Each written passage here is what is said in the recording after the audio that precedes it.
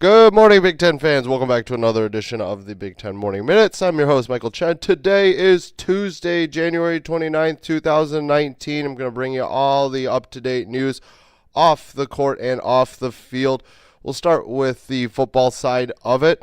A couple good things are happening for the University of Illinois. They got a commitment from a linebacker, Tariq Barnes. That moves his Lovie Smith's class to 59th nationally and 12th in the conference for this year's class, for the 19 class, which obviously is coming to a close here. Got a week and a day.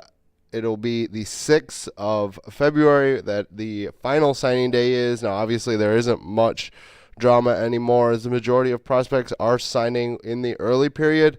However, Illinois had a bunch of scholarships remaining, and Lovie Smith still got to work. He's doing a good job filling out his class. Iowa continues to add walk-ons to their program as well. This time, however, a wide receiver as Javon Foy will spend the next 4 years in Iowa City with Kirk Ferentz. I believe they have 10 walk-ons coming on the team this year. So that's a big number, but if Kirk Ferentz likes those players and they decide to go to Iowa City as opposed to taking scholarships at other places at smaller schools, hey, good job for Kirk Ferentz and his staff. University of Michigan looks like they'll be naming Georgia Tech's former defensive coordinator Nate Woody as an analyst role within the program. Not exactly sure what kind of analyst at the current moment, as the hiring has not been announced by the Michigan staff. However, as soon as that comes out, I will fill you in on those details. However, in addition there on the coaching side, a subtraction on the players' side, as it looks like they're going to lose some defensive line depth as Reuben Jones has entered the transfer portal and looks like he's going to finish out his schooling at a different school, unfortunately for Michigan. However, they have recruited well on the defensive line, and Don Brown always does a fantastic job with the defense. So probably not a huge loss for the depth of Michigan, but still a loss nevertheless. You always don't like to see players who have obvious experience there, and you want to keep those players, but unfortunately it didn't work out for either side.